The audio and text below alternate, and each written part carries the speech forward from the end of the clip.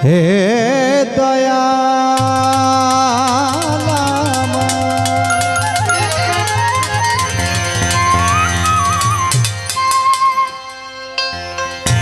হে দয়াল দরদি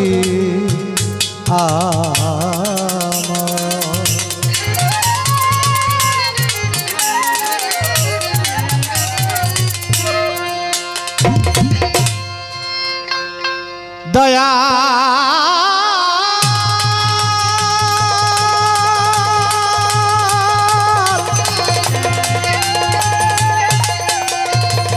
দরদি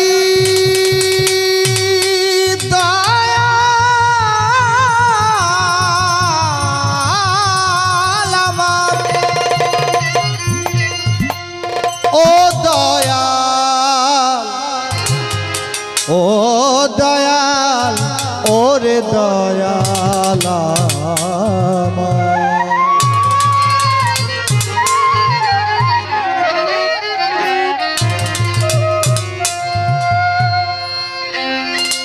আমার এই অপবিত্র দেহ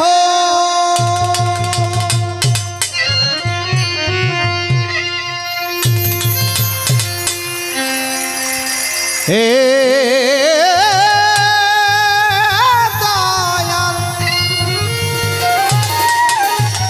দয়াময় দয়ালা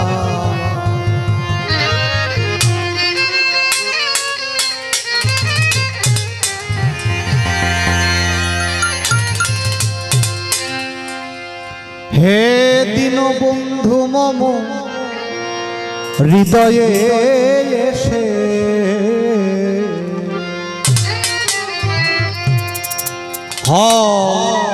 আবির্ভাব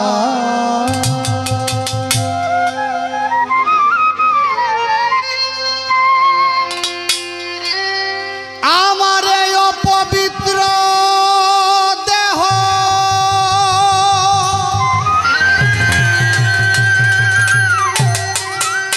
তোমারি পরশে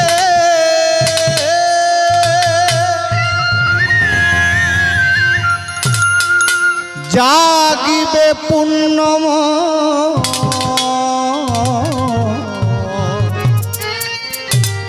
প্রেমেরই প্রভা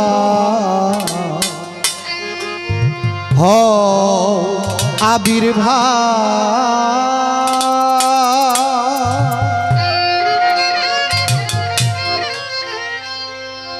হে দীনবন্ধু মম হৃদয়ে এসে আবির্ভাব হে দীনবন্ধু মম হৃদয়ে এসে আবির্ভাব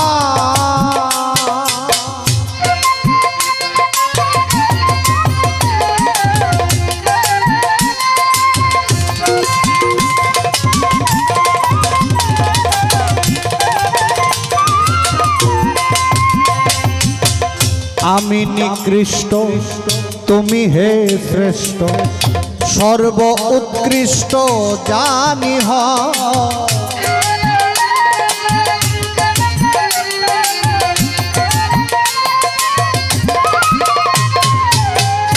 আমি নিকৃষ্ট তুমি হে শ্রেষ্ঠ সর্ব উৎকৃষ্ট জানি করিয়া হব্বা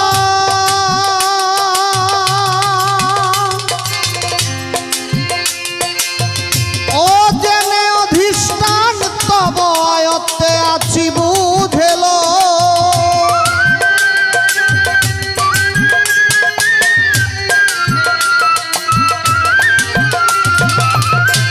করিয়া হব্বান ও করে অধিষ্ঠান তব আয়ত্তে আছি বুঝেল প্রভু তুমি ধন্যবাদ ক্ষমা করো অপরাধ প্রভু তুমি ধন্যবাদ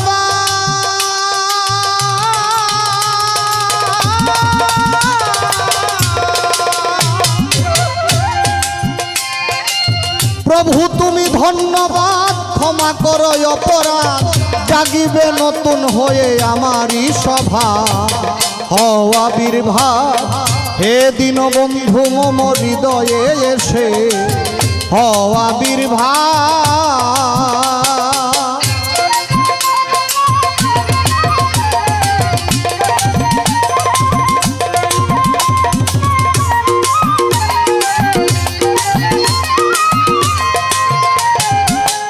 হৃদয়ে আছো কেন পরাশ্রিত আমারে হইতে দিবা।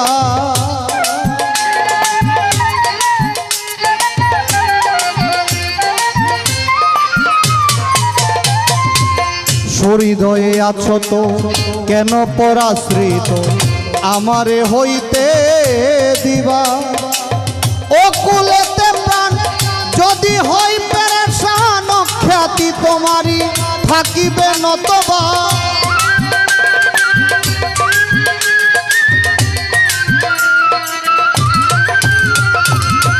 ও কুলেতে প্রাণ যদি হয় অবসান খ্যাতি তোমারই থাকিবে নতবা।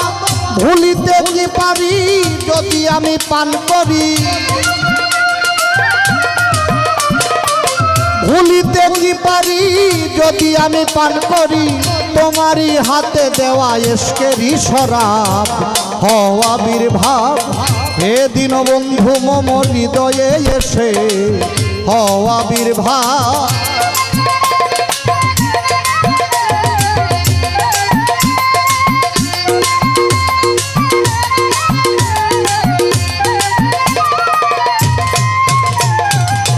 জানি প্রত্যাশা শূন্য বাসিও না ভিন্ন, জানিলে নগণ্য কোথায় যা।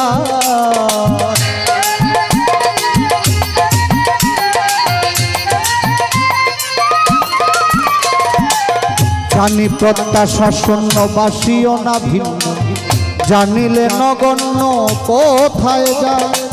তোমারই দাস জেনে যদি রাখো মনে কোনো কানে কোনো ভয় না।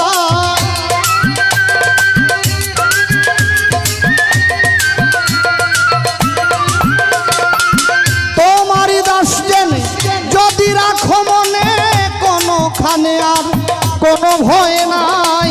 যদি আমি রদ্দিন থাকে তোমার অধীন,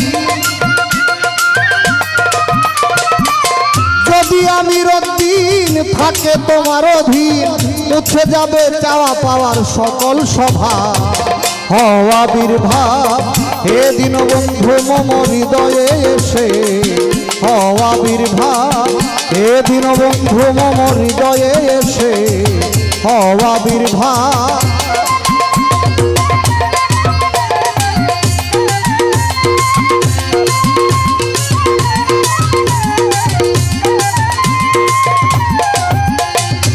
প্রথম আমার বন্ধনা ওহে পাক রাব্বানা, দ্বিতীয় বন্ধনা নূর নবীজির চরণ। হযরত আলিমা ফাতেমা সাথে ইমাম দুজনা, নত শিরে ভক্তি আমি রাখিলাম এখন। সভা করে বসলেন যারা আমার সালাম নেন আপনারা, হিন্দু কর্তা থাকলে পরে আদাব রয় এখন।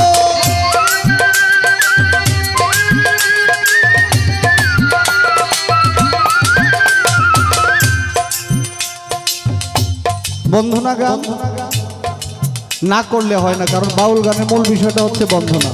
তাছাড়া এমন একজন মানুষ মঞ্চে বসা যিনি আগেই বলেছি বাংলা তো বটেই, বাংলার বাহিরেও যার সুনাম খ্যাতি আছে, কিন্তু গান যে করব গান করার তো মনোভাবটাই আজকে নাই।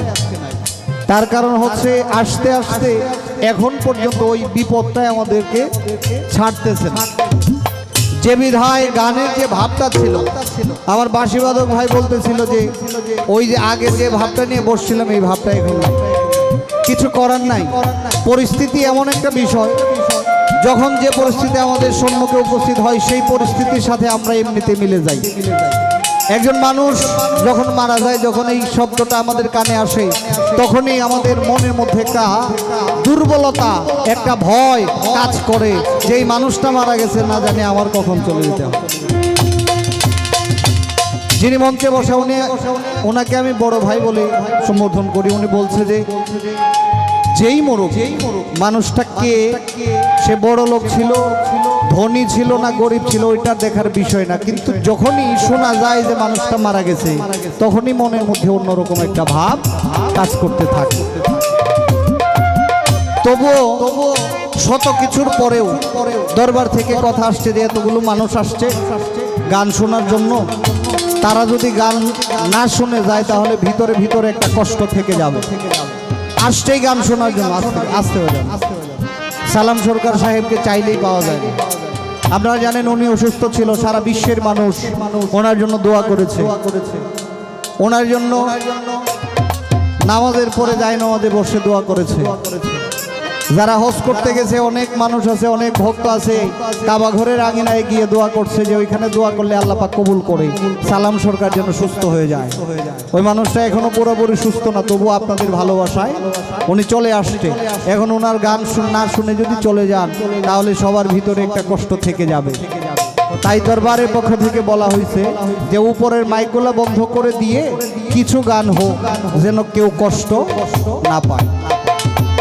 তো আমি বেশি সময় আর নষ্ট করব না, একটি নাতে রাসূল করে বসে যাব, তারপরে ভাইজান দাঁড়াবেন, উনি গান করবেন, তারপরে কমিটি থেকে সিদ্ধান্ত আসবে যে গান কি আরো হবে কিনা।